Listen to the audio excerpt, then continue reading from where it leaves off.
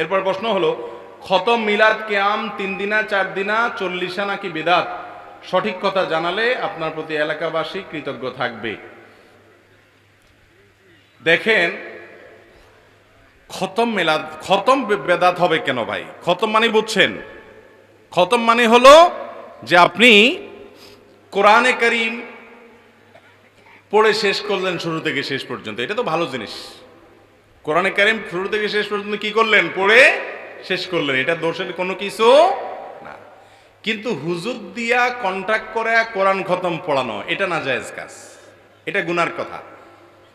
এটা হুজুররা আমরা অনেক সময় বলবো না, কারণ এটা আমাদের নিজের পেটে নিজে লাথি মারার মতো কাজ। নিজের পেটে কেউ লাথি মারে বুঝে শুনি, এই জন্য আমরা বলি না আপনাদেরকে। কিন্তু সত্য কথা হলো, কোরআন তেলাওয়াত করা একটা ইবাদত, আর ইবাদত করে কোনো টাকা নেওয়াও জায়েজ নাই, দেওয়াও। হুজুর ভাড়া করে কোরআন পড়াইছেন, টাকাটা পুরোটাই জ্বলে গেছে, হুজুরও শেষ, আপনিও শেষ। কোরআন তেলাওয়াত আপনারটা আপনি করবেন, হুজুরেরটা হুজুরে করবে, কারোরটা কেউ করে দিবে। আর টাকা দিয়া দুনিয়ার সব কিছু পাওয়া যায় না বাবা। যদি কোরআন তেলাওয়াত টাকা দিয়া করান যায়, তো নামাজ এত কষ্ট করে পড়ার দরকার আছে নি? টাকা দিয়ে রাখি দেন, নামাজ পড়ুক একজনে, কি বলেন, হবে? অতএব কোরআন তেলাওয়াত যারটা সে করবে। সারা জীবন করে আসছেন, শুনেন, আমরাও ছোটবেলা মাদ্রাসা যখন পড়ছি, হুজুরদের সাথে সাথে বাড়িতে বাড়িতে যায় কোরআন শরীফ পড়ে আসছি। 100 টাকা পাইছে হুজুর, 10 টাকা করে ভাগ করে দিছে, আমরা লই আইছি। আল্লাহ মাফ করুক, বুঝি নাই তখন, কোরআন বেচা খাইছি। এটা জায়েজ না, এটা গুনাহ, সাচ্চা গুনাহ। আল্লাহ আমাদেরকে তওবা করার তৌফিক নসিব করুন। অতএব আপনারা এটা করবেন না। আর মিলাদের মধ্যে আমরা দুরুদ পড়ি, দুরুদ পড়া ভালো জিনিস, কিন্তু দুরুদের জন্য কিছু মানুষ একত্র হয়ে দাঁড়ায়া, দলবদ্ধভাবে মিলাদ বসে বা দাঁড়ায়া, এটাকে একটা মানে সম্মিলিত রূপ দেওয়া। নবী করিম সাল্লাল্লাহু আলাইহি সাল্লাম, সাহাবীরা ওনারা দুরুদ পড়ছেন না পড়েন নাই?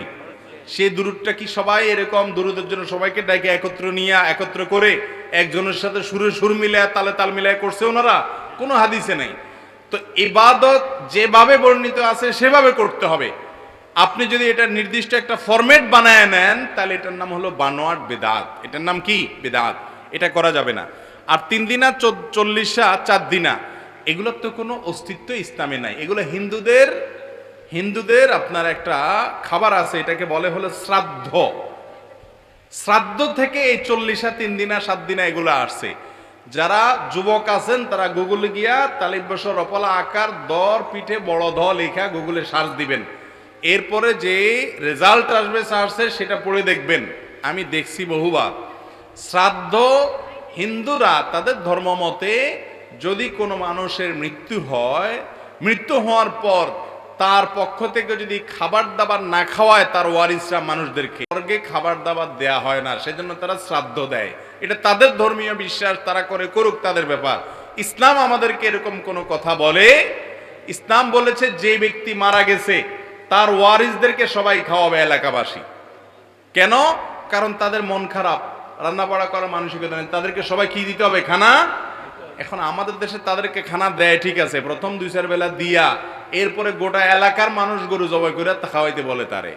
মানে 2-4 বেলা যা খাওয়াইলাম, এরপরে সুদে আসলে সব উঠাই নিলাম। ঠিক না বে ঠিক?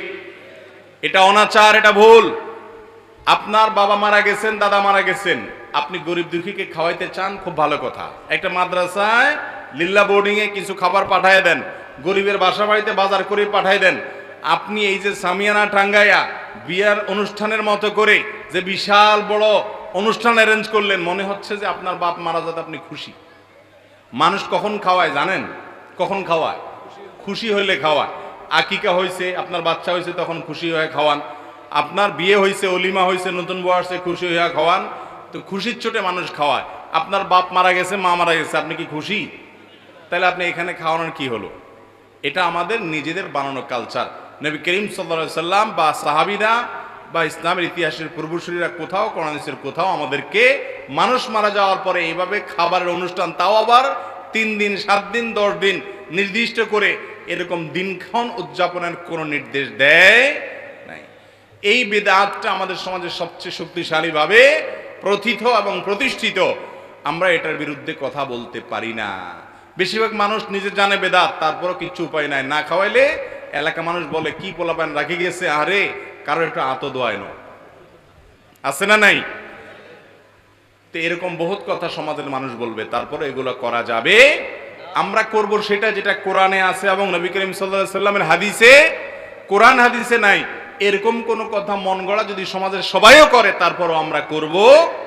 আল্লাহ তাআলা আমাদের সবাইকে সুন্নাত মেনে চলার তৌফিক দান করুন।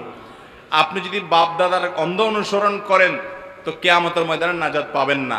আপনি অন্ধ অনুসরণ করবেন কোরআন এবং হাদিসের, আল্লাহ এবং তার রাসূলের। কারণ আমাদেরকে আল্লাহ তাআলা বলেছেন, মা আতাকুমুর রাসূলু ফাখুযু, রাসূল যেটা দিয়ে গেছেন ওটা ধরো। বাপ দাদা যেটা দিয়ে গেছেন ওটা ধরতে বলেন নাই, বলছে কাটটা ধরতে, রাসূলেরটা। অতএব আমরা সুন্নাহ বিরোধী যা আছে সমাজে কালচার সেগুলো বাদ দিব। অনেকে বলেন যে বাবা কোত্থেকে এসব হুজুর বার হইছে, এখন সব বলে ভুল বাপ দাদা। না, এটা ফালতু কথা। কোন হুজুর বলে না বাপ দাদা সব ভুল। বাপ দাদা 5 ওয়াক্ত নামাজ পড়ছে, আপনি কি 6 ওয়াক্ত পড়েন? বাপ দাদা গোটা রমজান রোজা রাখছে, আপনি কি শাওয়াল মাসে রোজা রাখেন? বাপ দাদা হজ করছে মক্কা মদিনায় গিয়ে, আপনি কি হজ মুম্বাইতে যায় করেন? তাহলে বাপ দাদার সাথে সবকিছুই তো মিলে আছে। 1000 মাসালা ভিতরে একটা দুইটা ভিতরে গড়বিল হয়, একটা দুইটা ওনাদের ভুল হতে পারে না? ওনারা কি ফেরেশতা ছিলেন, ভুল হতে পারে না? অনেকে বলে বাপ দাদা যা করছে আমরা তা করব। আরে ভাই, আপনার বাপ দাদা হয়তো আল চড়ছে, আপনি তো সৌদি আরব গেছেন ভিসা নিয়ে। দুনিয়াটা তো ঠিকই বুঝেন, যেটা ভালো পাইছে এটা করতে হবে। আল্লাহ তাআলা আমাদের সঠিকটা বোঝার তৌফিক দান করুন। যাই হোক, আমরা যেগুলো শুনলাম জানলাম এগুলোর যে আমাদেরকে আল্লাহ তাআলা সবাইকে আমল করার তৌফিক দান করুন। আদা ওয়া সাল্লি ওয়া সাল্লিম আলা নবিনা মুহাম্মদ ওয়া জাযাকুমুল্লাহু খায়রান।